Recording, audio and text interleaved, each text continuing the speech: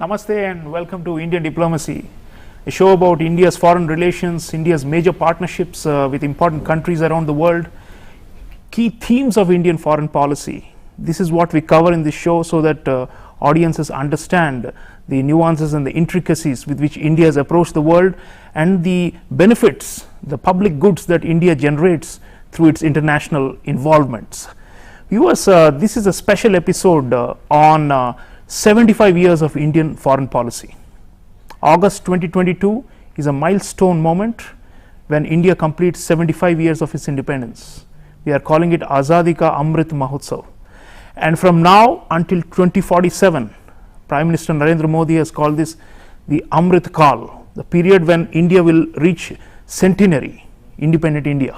So it's in that context that we are doing this special show. And to discuss this, I have a very important guest in the studio, Ambassador Anil Wadhwa. Ambassador Wadhwa, welcome to the show.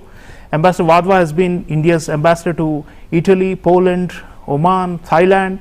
He's also been secretary in the Ministry of External Affairs, handling the East and also West Asia. Ambassador Wadhwa, thank you so much for joining us in this show. My pleasure. Ambassador Wadhwa, when we talk of 75 years and look back, you joined the Foreign Service in 1979. But even winding further back to the dawn of independence, after centuries of colonial rule and subjugation, India became free, and we came out with an idealistic approach to the world. Our first Prime Minister Jawaharlal Nehru had this concept of non-alignment, and that was a very central strategy driving Indian foreign policy. And in hindsight, looking back at that period, the Nehru era especially, and then subsequently his successors, until the end of the Cold War, we at least on paper remained wedded to this idea of non-alignment. So your thoughts on how we have navigated that era, and was that the right strategy? I mean, some argue that on paper it was good, but then we had to make compromises with this because of the power politics and the bloc alliances that were going on at the time. There were big wars we had to fight with our neighbors, where we required the support of one or the other major power. So, and did we miss out on anything as a result of non-alignment? I think this is the right time at the dawn of the Amrit Kal to discuss what happened with non-alignment and whether it has any relevance at all today. Yeah, it's a very good question. Now, if you look back in 1947, when India emerged as an independent country, it had enormous challenges facing itself. And the most important challenge, of course, was how to revive the economic development and take India forward. There was a lot of poverty, but at the same time a lot of illiteracy, and a newly independent India, which depended a lot on how the British told it to rule, was not really in a position to stand on its legs unless it pulled itself together. India saw itself as an important country at that point in time in Asia, along with China, and so there was this idealism that we could reach rapprochement with China during that period and live as peaceful neighbors. That's why we saw the birth of the five principles, the Panchsheel, yeah. And soon after that, India, along with three other countries, if you recall, founded the non-aligned movement, and Nehru was an important pillar of that period. Obviously, India had many challenges. There were some miscalculations on the border. When we look back, the Chinese actually did not give India any room to maneuver, and 1962 happened. So looking back, of course, at that point in time, perhaps India should have concentrated a lot on bolstering its own defenses. The world was now divided into two camps, the East and the West. The Cold War was truly on, and India at that point did not want to take sides between one side or the other. It saw its interests lying somewhere with the developing world. It had a natural sympathy also for the countries who had been newly independent, especially countries in Africa. Yeah. So it fought for anti-colonialism, anti-apartheid, and worldwide causes which it thought afflicted the developing countries. So this philosophy continued, and in 1965 there was a major war that India faced with Pakistan, as you know. At that point in time, India came out with much better colors, and it actually succeeded to a large extent in that war. and that gave it a lot of confidence. After that was a period when India saw a major development on its border, the creation of Bangladesh. It faced a major crisis situation where there were thousands of refugees, lakhs of refugees in fact, on its border, which crossed over into India. And in self-defense and also in the interest of the Indian economy, India was forced to intervene, and that gave India a stature in the world. People began to take notice of India. But during this period of time, the Cold War had intensified.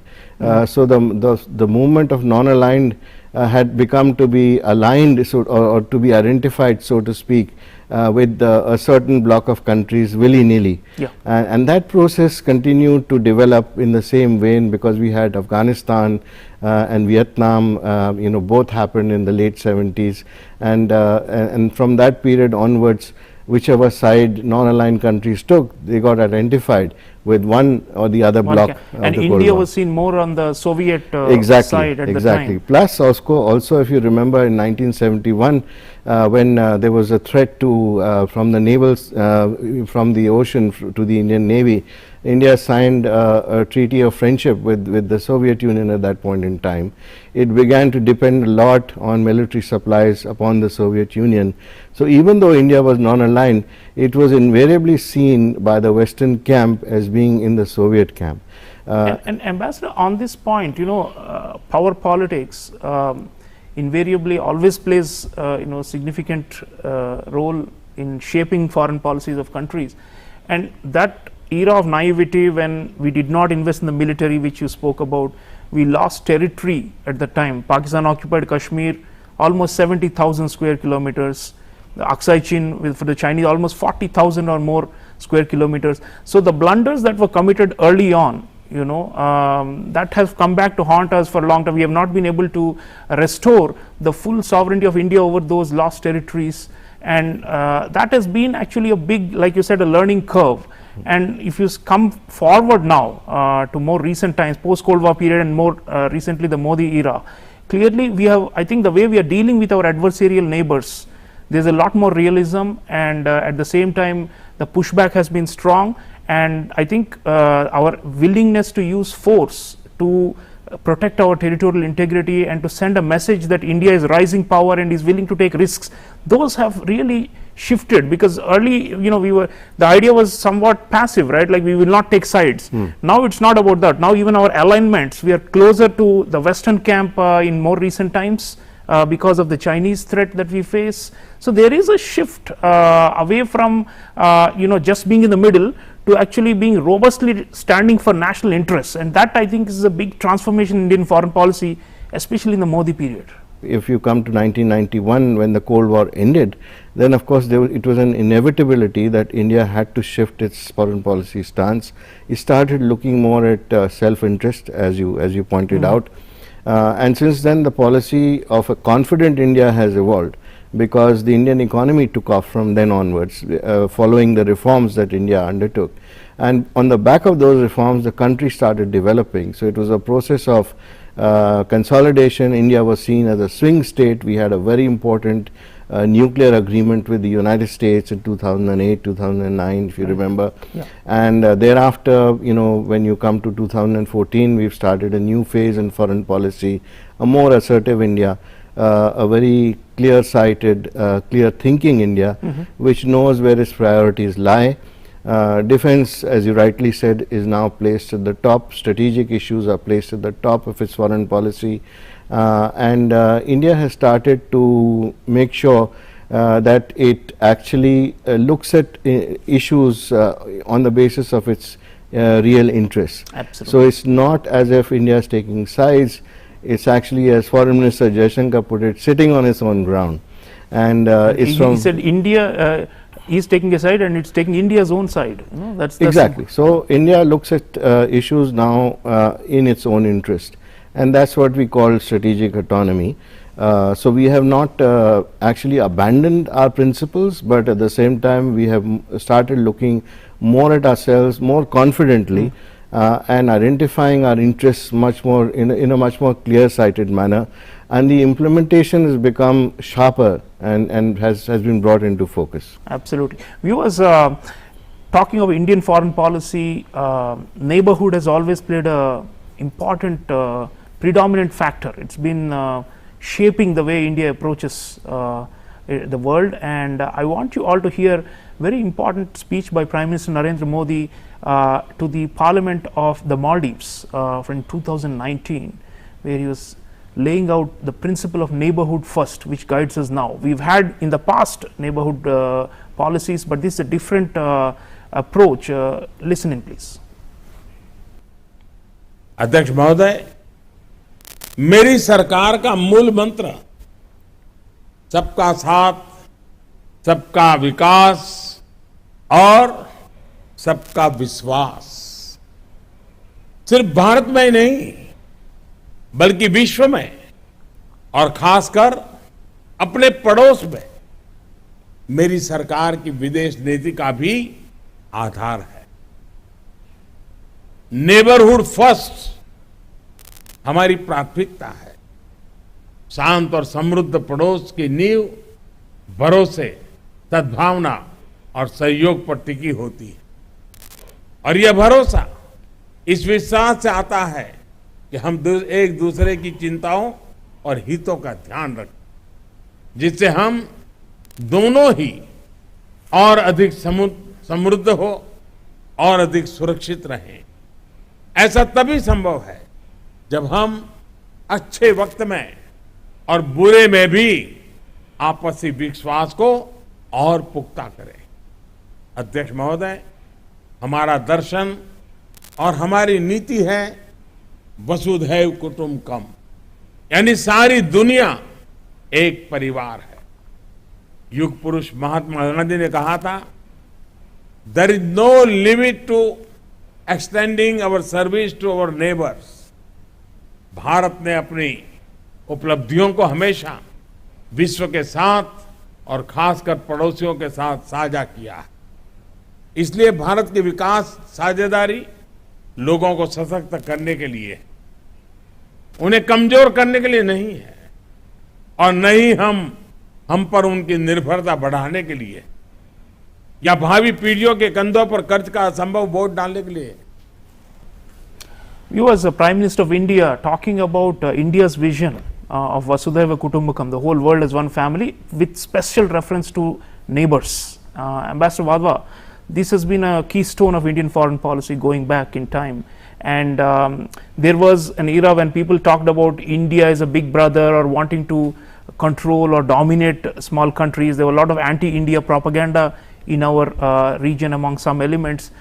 There was a so-called Indira doctrine once upon a time, which was spoken about as a kind of hegemonic aspect. Now Prime Minister Modi is talking about something else. He is saying actually that we put neighborhood first and we go all the way out to support our neighbors in times of crisis, especially the COVID-19 pandemic. The way India came to the fore was really a highlight of our diplomacy towards the neighborhood, and all the development projects and assistance programs we have done for our immediate neighbors to share the benefits of India's growth. That has been a tremendous asset for India going forward, and that's what probably makes us a power to reckon with, or a rising power, or a leading power in the world, which we want to be, as the Modi government says. So your thoughts on how we have dealt with other neighbors? So for India to develop economically, you require an atmosphere in which you can prosper, and for that you must have peace on your periphery. That's the fundamental point here, and of course that neighborhood first policy stems from that premise. If you look at the history of our relationship with the countries who are our neighbors, you will find that invariably there is a suspicion of a bigger country. India is a bigger country in South Asia. So unless we prove it by words and deeds, that suspicion does not go away. And India has continuously strived to not to give any cause to its neighbors to have that kind of a suspicion. You played Prime Minister Modi's speech in Maldives. I think it sums it up wonderfully. That is a sum and total of how India sees its neighborhood, especially our smaller neighbors. And if you look at countries like Nepal or Bangladesh or Sri Lanka, or Maldives, even Afghanistan before the current regime, you will find that India has always stepped forward to help in whatever circumstances. As Prime Minister said, in good times and in bad times, you got to actually step out and help your neighbors. And today, Sri Lanka is facing a crisis, for example. India has stepped up, and it is first responder. First responder, and it's because of India, Sri Lanka is afloat today till it gets bailed out by the IMF or other loans. Then again, we come to the extended neighborhood. Yes. Now, from 2014, you've seen how the Act East policy has been implemented by this government in very concrete terms on the pillars of connectivity, on the pillars of commerce and culture. The three C's, as the Prime Minister Modi talked. The three C's. And if you look at West Asia today, the Gulf in particular, you will find that there's enormous progress which has been made, and you know, the ties have strengthened many-fold because of the enormous amount of visits that have been undertaken, the free trade agreement with the UAE, for instance, the new ones which are on the anvil, which we are talking about. All these are very helpful in bringing India closer to the region, and India would like to see much more done, by the way, with the rest of the GCC countries, making a lot of effort towards that end. The I2U2 grouping which has come about, it's a development which nobody could foresee some years ago, but you have Israel, UAE, India and the United States in the same grouping. So it's quite unforeseen. Then again, if you reach out to Central Asia becomes very important for India because of the natural resources it has and the potential it has for developing investments and trade, and therefore Iran becomes important for India. So Iran again is a very important player in the region. In other words, India has made sure that it has reached out to the extended neighborhood, including the ASEAN, in very concrete terms with some concrete projects. And Ambassador, you have dealt a lot with economic diplomacy also of India in your career, and you follow this closely. Now, this is also an aspect that Prime Minister has emphasized that our diplomats should focus more on going forward. Of course, there is the geopolitics, the counterbalancing of China, and those are, you know, fundamental needs of Indian foreign policy. But WTO and other bilateral and preferential trade agreements that we have been signing, there is a spring in the step. You are talking about all these. How are we doing in economic diplomacy compared to an earlier era? I mean, the socialism period, we were not at all open to any such thing, right? Because we were extremely afraid of foreign competition and all that. There is still protectionism in India, but we are attracting more FDI also. It's not only trade. So that has, you know, we have had record inflows of FDI, which is a confidence of the international business community in India, especially under Prime Minister Modi. So economic diplomacy, how is the scorecard? I mean, how would you view the evolution, let's say quickly in 30, 40 years, how would you see the changes? One can see the changes quite clearly because you yourself said that if you look at the figures of FDI which India attracts today, is perhaps the highest ever that we have achieved. But at the same time, I think the government is taking a lot of steps in terms of ease of doing business, and it's constantly making efforts to make sure that India becomes an attractive country to invest in, and that is showing in the number of companies from abroad which are now present in India. I would particularly like to emphasize that earlier the states were not so much involved in this effort, and if you see what has happened today is that by ranking the states according to their efforts and ease of doing business, we have created a kind of competition among states themselves.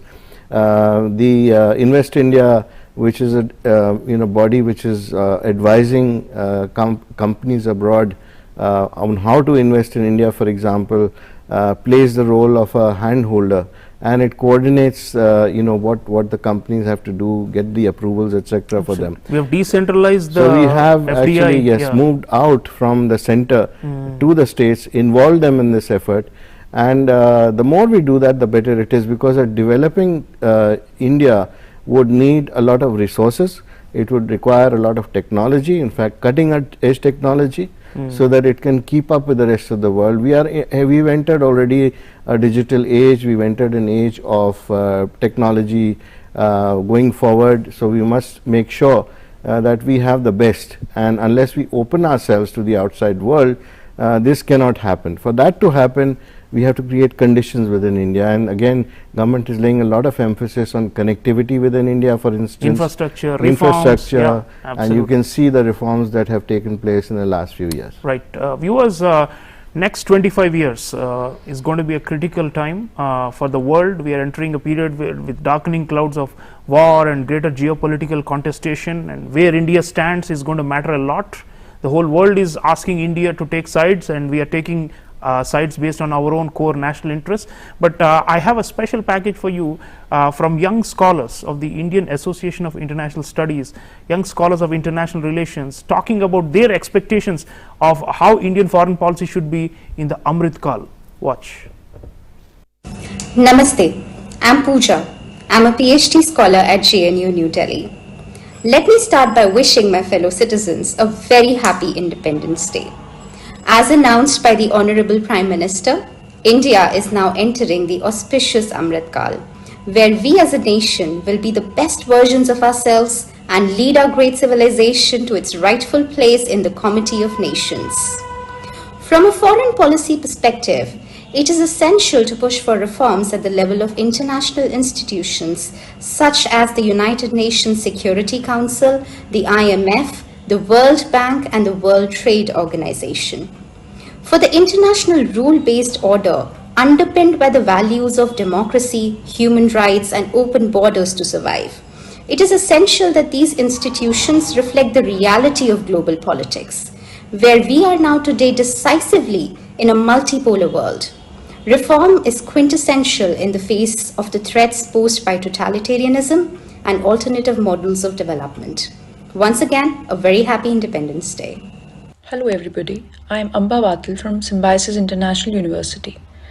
As we find India's neighborhood mired in political instability and economic uncertainty, India's neighborhood first policy should be reinvigorated to facilitate regional connectivity and economic development. Atmanirbharta is the essence of Amrit Kal and entails that India caters to domestic as well as regional development. Aligning Indian foreign policy with the vision of Amrit Kal, New Delhi should focus on establishing sub-regional connectivity that is centered around the Bay of Bengal region. For this purpose, institutional mechanisms like BIMSTEC, BBIN need to be strengthened.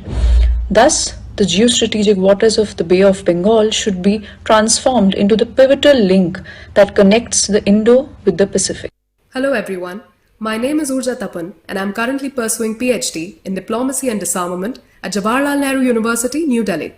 As we enter into the Amrit Kal, the focus of India's foreign policy should center in and around the Indo-Pacific region, being a member of key groupings like Quad, amidst the backdrop of aggressive Chinese expansionist policies and the COVID-19 disruption caused. It is crucial for India to not just focus on the geostrategic, but also on the geoeconomic factors like blue economy, sustainable development, hydrocarbons, and rare earth mineral potential of the Indo-Pacific region as well.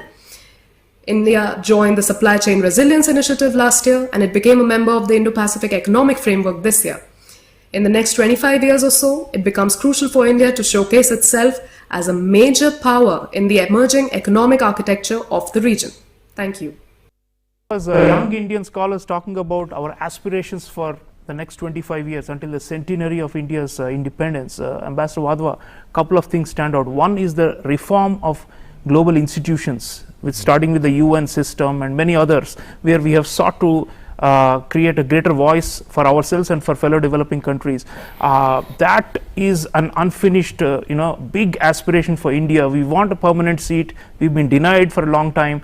We are now using other institutions like G20 and many others in which we are co-creators to be able to have a greater say in global governance. So reforms of the multilateral order and the systems and the institutions, that has been a key thing, right? India is not really a revisionist power that wants to use force to redraw borders or any such thing, but we want reform, and that has been a critical theme of our approaching the Amrit Kal.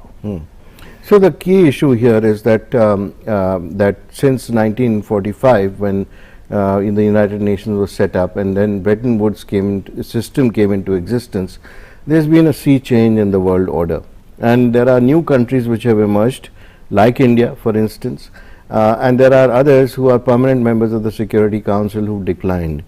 So obviously, there is a reform which is called for, especially because in today's context, United Nations is not actually playing its full role. The potential which it had has been belied. So therefore, for the UN to play its full role, it requires an overhaul, a reform, led by a reform in the UN Security Council, where India has been saying that countries like India, the G4 for instance, India, Germany, Japan and Brazil should be given a place. We are open to another couple of seats for the African countries as well, because we feel Africa has also been denied a similar kind of space in the UN Security Council. Unless this is done, the United Nations Security Council will remain quite moribund. And this has big stakes, because if the world body is weak or moribund, it could potentially trigger world wars and collapses of order itself. Yes, because you've seen what has happened in the recent past as far as the Chinese actions in South China Sea is concerned. Or the Chinese aggression on Taiwan. Yes, that's really right, and the threatened aggression against countries. So for all this to stop, you require a strong United Nations and a strong UN Security Council. Ambassador Wadhwa, last point about the China challenge. There's no shying away from it. We have all blinkers off now, especially after 2020, the aggression they committed in eastern Ladakh. Now going forward, how do we manage the China challenge? I mean, that deserves an episode in itself, but briefly, how do we tackle this bully kind of a neighbor which has actually become more and more expansionist and unwilling to compromise? So I think India has done well so far in its response. It has beefed up its infrastructure. It has taken steps to make sure that any transgression of the line of actual control will be met with an equal amount of resistance from the Indian side. It did well to move forces at the height of the COVID pandemic on its border to defend its own territory. It's taking steps to make sure that its connectivity issues are resolved as quickly as possible. This is the best that India can do on the border. But at the same time, it has to become self-sufficient, or Atmanirbhar as we call it on the defense side, not depend on other countries, and those steps are also being taken at the moment. And coalitions like Quad and counterbalancing maneuvers. Yes, of course, as all the groupings that India is in help in the sense that it provides India with the wherewithal to deal with challenges such as the China challenge. In fact, the response to Chinese aggression has been the Quad. That's only one of the responses. There have been others in the region which have arisen. There will be more in the future, and India has to be part of all these groupings to make sure that it secures itself from aggression and is in a position to defend itself, especially in the light of the coming crisis in the Indian Ocean. Absolutely, there are crises galore that are on the offing, and it's very prudent for India to actually engage in coalitions of the willing or plurilateral groupings for its own security and for its growth. Facing the China challenge is just one of many, but viewers, that's all I have in this episode. Keep thinking about the Amrit Kal, 25 years from now until 2047, defining period, especially for young Indians to rise up to the occasion, to take on the mantle of regional as well as global leadership. Prime Minister Narendra Modi says India has the potential to be a Vishwa Guru, or someone which is able to create structures of global governance in which everybody can thrive. That is our aspiration, to be a leading power and a great power eventually. So that's the journey we hope that India can make. And Ambassador Anil Wadhwa, thank you for taking us through this panoramic 75 years in such a short time. Much appreciate your insights and wisdom, sir. Thank you so very much. My pleasure. That's all this time, viewers. I'll see you again with another episode of Indian Diplomacy soon. Take care.